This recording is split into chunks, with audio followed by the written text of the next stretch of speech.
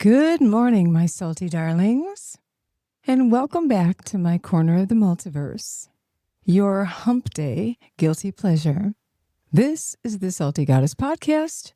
I am Margaret, your resident purveyor of uncomfortable truths, audacious ambition, elevated standards, and the occasional verbal slap delivered with an excellent diction. So please do share, follow, subscribe, download, all of those wonderful things. Hit them all and let all of your friends know all about this wild podcast that you heard. So what are we going to chat about today? I ask that question at the beginning of almost every single episode. Today we're going to talk about death and taxes, right? Because they are the only two certainties in life, death and taxes. And honestly, death might be the most straightforward one of them all. Death arrives once, usually.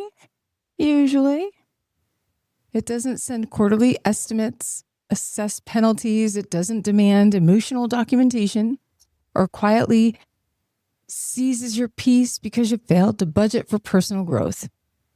Life, however, living and living well is the most aggressive tax collector you will ever encounter.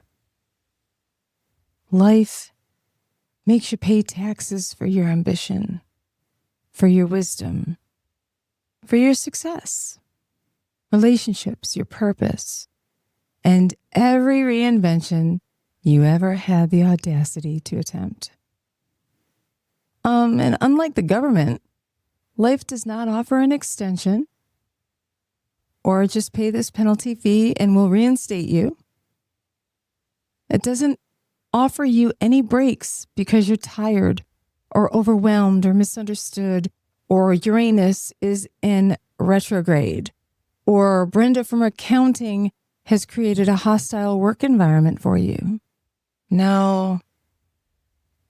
Life taxes you and the bill is due immediately. So we are going to talk about the taxes of life, not real estate taxes, sales tax, that kind of crap, but the unavoidable price that's attached to every single worthwhile thing that you claim to want. Because, we're all looking forward to getting that refund. Every one of us. But the truth is, there's very few people on this planet that are willing to pay that tax. You don't understand or think about, especially when you're young, good grades when you're in school taxes your free time because you have to study, you have to read, you have to make sense of your schoolwork. And if you're going to get great grades, you have to pay the tax of time, which means you might not be hanging out with your friends. Right? Everything you want costs you something, not necessarily money, but a part of you.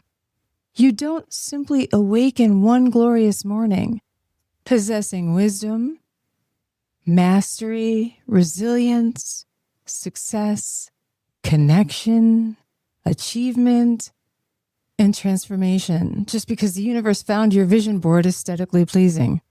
Y'all still using vision boards? I thought that was like last decade. Okay, anyway, but you pay for them. You pay for wisdom, for mastery, for resilience. You pay for them somehow, some way. Sometimes you pay in money, such as tuition or lessons, like music lessons, dance lessons, right? Sometimes, more often than not, you pay with time, discomfort, embarrassment even, loneliness, repetition, disappointment, sacrifice, and maybe even the temporary suspicion that you've completely lost your fucking mind. I have those moments. I wonder. Everyone talks about dreams. Have you ever engaged in a conversation when the lottery jackpot has swelled to like $1 billion? What would you do with that money? That's a dream. Are dreams free? No, because if those dreams were free, you'd be doing those things, but you need that $1 billion jackpot first. Dreams are free, but the execution to achieve those dreams, that's what's expensive. So today we're going to talk about those taxes and the invoice. It's important. So let's start with ambition. Ambition is, so terribly glamorous when photographed from the appropriate angle, of course, with the proper lighting, makeup, and clothing. It looks fabulous on a social media biography. The titles founder, president, executive, author, speaker, entrepreneur, visionary. Oh, just delicious. I'm guilty of having some of those, right? But behind every polished profile or announcement is someone sitting in front of a computer at an indecent hour, trust me, 3 a.m., midnight, okay? Eating something that barely qualifies as a meal. Can you say hello to protein bars? Might even be answering an email. Just circling back.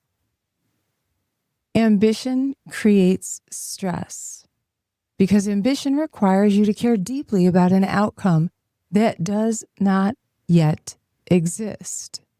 You're building something with a zero guarantee that the world will understand it, support it, purchase it, fund it, or stop scrolling long enough to even notice it. That uncertainty is stressful. It's stressful. Leadership is stressful. Having to make decisions is stressful. Being responsible for people, money, outcomes, deadlines, consequences, and an entire company's or division or team's reputation. They all cause stress. And people will declare that they want an extraordinary life while rejecting every extraordinary demand. They want the title without the tension. They want the business without the risk. They want authority without accountability. They want a platform without criticism. They want wealth without the workload. And friends, my little sweet darlings, that is not ambition. When you want wealth without work or business without the risk, authority without accountability, that's cosplay. Ambition has an invoice. It has a tax bill. And the goal is not to necessarily eliminate stress entirely. The goal should be to distinguish productive stress from pointless chaos. Stress created by meaningful growth is a tax, but it's a worthy task. Stress created because you refuse to organize your calendar, answer your emails, set boundaries, or stop entertaining incompetent people is a very high tax rate with a late fee and penalties. So pay the legitimate tax. Okay, stress created by meaningful growth. Meaningful growth, that stress is a legitimate tax. And stop volunteering your time for those penalties. Okay? Everyone wants less distraction, less barriers, less obstacles. We'd be fools if we said otherwise. We'd be liars if we said otherwise. We'd be disingenuous if we said otherwise. What I wouldn't give to wake up every morning and not have to have any stress. 9 times out of 10, I make my own stress because I take on another project. I have another idea. There's something else I'd like to do.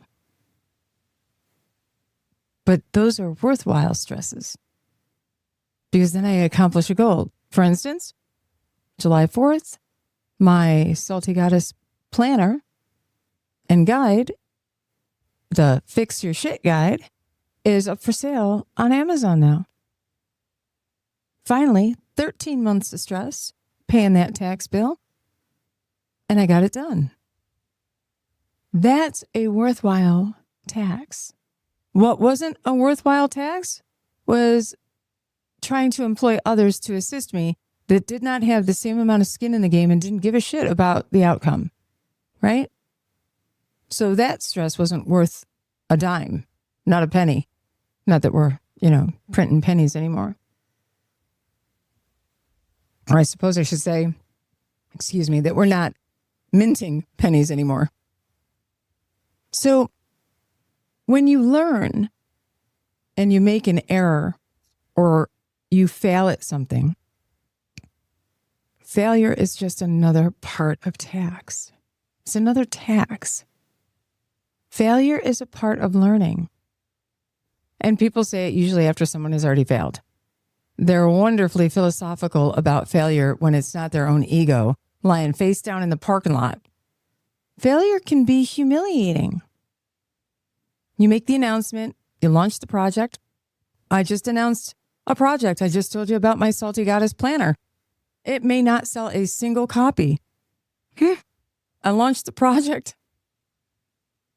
and nothing happened. Nobody bought one. That's okay. Is it really a failure? No. My initial goal, of course, was to just produce one and publish it. And I did that. Would I love 100 million copies being sold? Let's not be fucking stupid. Of course I would. But that might not happen. So failure can be humiliating. You'll make an announcement. You'll launch the project. You'll submit your proposals. You'll apply for a position. You'll tell everyone that this is going to be magnificent. Of course you are. And then it crashes and burns. Okay. Now you got to resist the urge to fake your own death and relocate to a remote village where nobody has LinkedIn. But believe it or not, failure is a tax. It's tuition. It teaches you the things that applause never will. Success tells you what worked. Failure forces you to discover why it did not work. Was it the idea that was wrong? Was it the timing? Was my strategy poor? Was the execution shitty? Could have been. Did you trust the wrong people? I have done that multiple times. I cannot tell you how many people have missed their deadlines. Despite looking amazing on paper, doing a great job during the interview, signing the contracts and everything, and they just totally fucked shit up and couldn't hit a single deadline. And just so I'm perfectly candid and transparent here, they were people of all different age groups. All different age groups. From 19 all the way up into their 50s and 60s. Just so you know. It's not a specific age group that couldn't do it. Did you ignore information because it offended your preferred narrative? The only failure that's wasted is when you're too arrogant to examine it. And truly, the only real failure is when you quit. You don't fail because you're inherently incapable. You may have failed because you were unprepared, premature, distracted, underfunded, overconfident, or surrounded by people who had no business touching this project. Lovely. But now you know. You paid your tax. You learned the lesson. Okay? Do not repeatedly purchase the same lesson because you forgot where the receipt was. Okay? And throughout life, we're going to find out that there are going to be different taxes. Solitude is often the tax that you pay for wisdom. And there is a difference between loneliness and solitude. Loneliness is when you feel disconnected. Solitude is choosing enough silence to hear your own thoughts before the entire bloody world tells you what to think. Solitude is you choosing the quiet. Wisdom requires solitude because wisdom cannot mature or take hold in chaos and constant noise. You need time away from opinions, notifications, trends, group chats, unsolicited advice, and people who believe every private thought deserves their immediate publication. Solitude reveals who you are when there is no audience. It allows you to truly ask yourself these questions. Do I truly want this? Do I really believe in this? Or, on a personal note, is this relationship healthy? Is this decision aligned with my values? Or am I merely performing a version of myself that other people prefer or find convenient? Many of us, we avoid solitude because silence introduces ourselves to ourselves. And for some of us, it's quite apparent they haven't been properly introduced to themselves. So they remain constantly entertained, constantly connected, and I'm talking about social media, constantly surrounded, and astonishingly unaware. Wisdom is not automatically accumulated merely by aging. Some people have been alive for 60 plus years and have apparently experienced the same year 60 consecutive times. Wisdom requires reflection. Reflection requires quiet.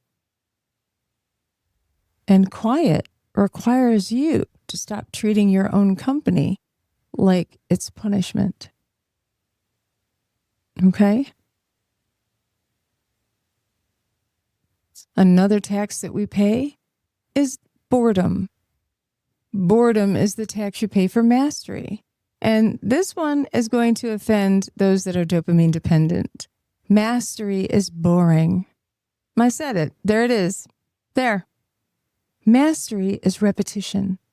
It's practicing the same movement, reviewing the same material, refining the same process, correcting the same tiny imperfections, long after the novelty has packed its bags and left.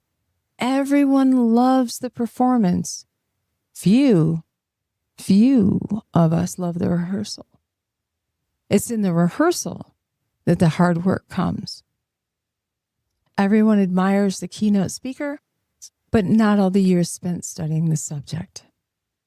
They admire the athlete's performance, but not all the hard work and the drills that go into it. We admire clinicians' confidence, but not the thousands, and I mean thousands, of hours spent learning, practicing, reviewing, failing, adjusting, and doing it again. They admire the author, but have no concept of the editing that goes into that book, or the planner, by the way. They admire the business, but definitely do not admire the bookkeeping, the inventory, all right, or cleaning the office for that matter. Mastery happens when the task stops being exciting and you still continue in spite of it not being exciting. When the excitement disappears, so do the amateurs, because they're addicted to beginning. A new notebook, a new course, a new logo, a new plan, a new declaration. And I will tell you, I am often very guilty of some of those things. I can give you the beginner playbook and the logo and your tagline and everything else, but it's not my business, it's yours. So I love the excitement of helping someone, but I don't want to do their business for them. So new notebooks, new courses, right? Then repetition arrives. And suddenly the dream no longer feels aligned. No, darling, it's aligned, but you're bored. Keep going. Boredom is where skill becomes instinct, muscle memory, and then eventually mastery. Yeah. Mastery. And it is a little bit boring. Sacrifice is the tax you pay for meaning. You cannot pursue everything simultaneously. That can cause tremendous distress because some of us think that we can, because modern culture has sold us the idea that we should have it all.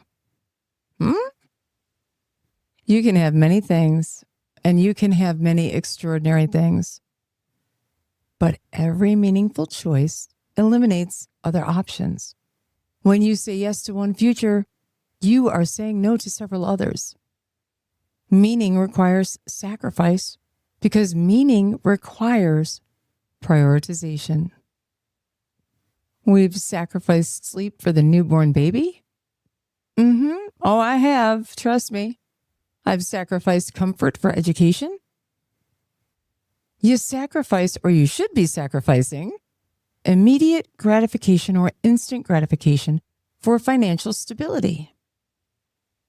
You sacrifice popularity when you maintain your integrity sometimes. And you sacrifice relationships that demand your diminishment. You sacrifice the illusion of balance during seasons that require concentration. When I was in nursing school, I had to pull back on some things. I could not do it all. So the question is, it's not whether you'll sacrifice. The question is whether your sacrifice is actually purchasing something worthy.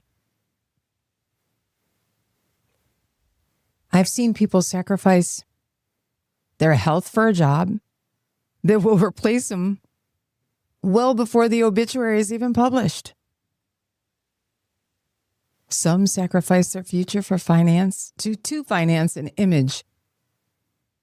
Okay? They'll sacrifice their peace to maintain relationships that should have been buried a long ass time ago and buried them face down. But I will tell you this. Sacrifice does not automatically make it noble. Just because you sacrifice something doesn't make it noble. Be certain that what you're paying deserves the price of the invoice. Truly, make sure it's worth it. Remember what I said, ROI, right? That return on investment. And so I speak about now resilience. Resilience. You pay a tax for resilience. What people see is one thing. Resilience is not an inspirational word printed over a photograph of a mountain. Resilience is what develops after life kicks your ass and knocks the teeth right out of your mouth. And you've got to decide whether or not you're going to get up or stay on the floor. Resilience is not built during easy seasons. It's not. You do not become resilient because everything went according to plan. You become resilient because the plan caught fire. The backup plan was apparently stored right next to the fire and burned up with it. And everyone who swore they would help suddenly had no cell reception. Okay? Struggle teaches you that discomfort does not equal death. and that disappointment does not equal defeat, and that grief does not mean your life is over. None of it means your life is over. A closed door, while it may be disappointing, upsetting, humiliating, it may actually be the protection or redirection that you needed, or simply an indication that you needed to build your own damn entrance, like the Kool-Aid man coming through the wall. But just also know this, and let me be perfectly clear when I say it. Suffering is not a fucking competition. Okay? Trauma is not romantic. Okay? You don't sit back and go, I'm so grateful for my husband cheating on me. I'm so grateful for the disloyalty that my friends and family showed me. No, you don't have to be grateful for those people that harmed you. Okay?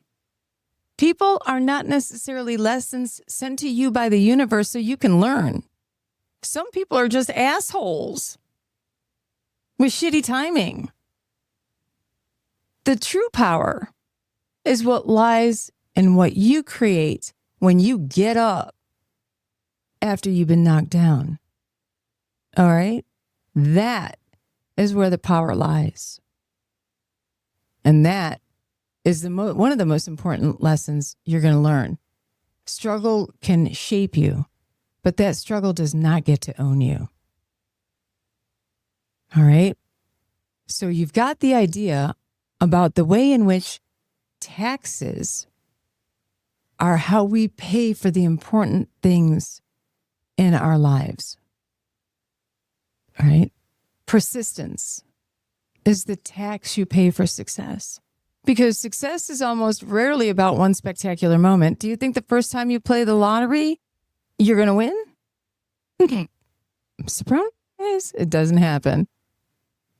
But success is usually the result of doing 1,000 unimpressive things consistently. Getting up when the alarm goes off at 4 a.m. Following up, submitting again, revising the plan, making the call, posting the content, practicing the skill, correcting the error, showing up when no one applauds, because I promise you, not everything you do is going to have a fucking audience clapping for you and handing you a damn participation trophy.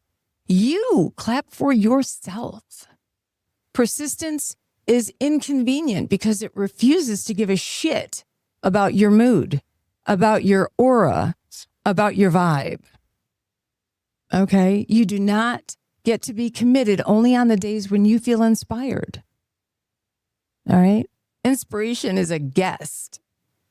Discipline and persistence pays the rent. But know this. Don't go to the extreme. Persistence does not mean continuing blindly forever. There is a distinction between persistence and repeatedly headbutting a locked door because a motivational speaker told you to never quit. I have told you don't quit, but I've also told you make sure that you're investing in something that gives you a positive ROI. You can change methods without abandoning your mission. You can pivot without surrendering. And you can rest without resigning. But you cannot demand results from work that you perform only when enthusiasm and favorable weather conditions happen to coincide. That's not how it works. Putting your nose to the grind is part of it. And not throwing up your hands the moment an obstacle or a barrier enters the pathway. Like, what? No. That's not how this works. All right? So just know that we pay taxes for every single thing that we do. Some of those things are going to be amazingly worthwhile. Okay?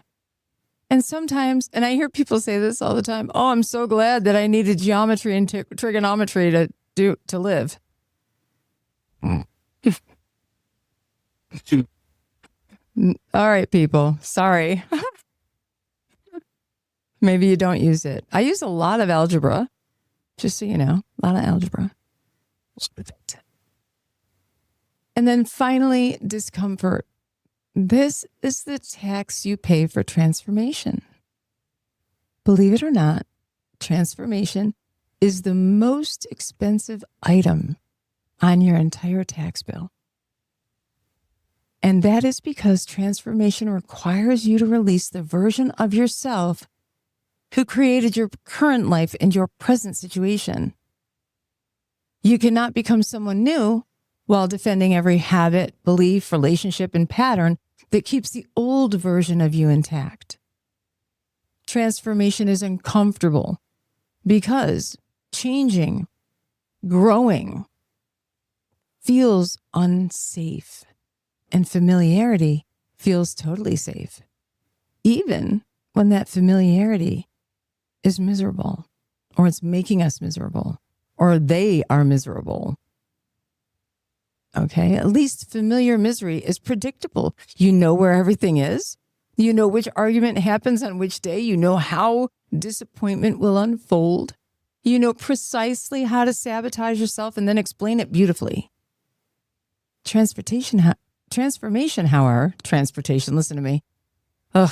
Transformation interrupts that choreography because it requires new boundaries, new language, new routines, new standards, new rooms, and even sometimes, I dare say, new relationships. And inevitably, someone will accuse you of changing. Changing. But of course, because that was the fucking point to begin with. People who benefited from your lack of boundaries will call your growth selfish. People who were comfortable with your silence will call out your confidence as being snobbish or arrogant. People who enjoyed your confusion will call your clarity cruelty. They are welcome to file a complaint. The line forms right here to the left, my friends. Take a number. I'll get to you eventually, or I won't. Transformation does not require unanimous approval. Believe it or not, transformation requires courage. Truly, courage. And the part that nobody tells you, you can refuse to pay the tax because you have free will. You can avoid stress, the stress tax, by abandoning ambition. You can avoid failure by never attempting anything. You can avoid solitude by surrounding yourself with noise. And you can avoid boredom by quitting before you've achieved mastery. You can avoid sacrifice by refusing to choose anything. You can avoid struggle by remaining inside the smallest possible life you can have for yourself. And you can definitely avoid discomfort by remaining exactly the way you fucking are. But know that avoidance has taxes too. And that tax list is a bunch of things I'm not the least bit interested in. Avoidance has this on their invoice. Avoidance taxes, and you pay in regret, stagnation, resentment, dependency, envy, bitterness, and the haunting knowledge that you abandoned your best self just to remain comfortable. But know this, you're going to pay one of those taxes either way. So choose the invoice, pay the invoice that actually purchases the life that you want. because comfort's not free. Not free at all. So, death and taxes are indeed the only certainties. But you must know that every meaningful life has a cost. And the question is, how do I avoid? It shouldn't be. The question should not be, how do I avoid paying? The question should be, what am I willing to pay for? Am I willing to pay for stress, for ambition, failure for learning, solitude for wisdom, boredom for mastery, sacrifice for real meaning, struggles for resilience, persistence for success, and discomfort for transformation? Because you cannot claim the reward when you're continuously disputing the charge. You cannot keep sending your dreams back marked insufficient funds. Pay the bill, learn the lesson, build the life, and stop behaving as though the universe has committed an administrative error simply because your evolution is inconvenient. So, this week, tell me which tax you're willing to pay. This has been the Salty Goddess Podcast. I'm Margaret, reminding you that the life that you want is not overpriced. You've merely been attempting to purchase it with currency it doesn't accept. So until next time, stay audaciously authentic. Keep your standards savage. And when life presents the invoice, read it. Question the bullshit. Pay the tax. Come back and see me next week in my corner of the multiverse for your hump day guilty pleasure. Follow, share, subscribe, and download. And I'll see you all out there. Thank you for joining me.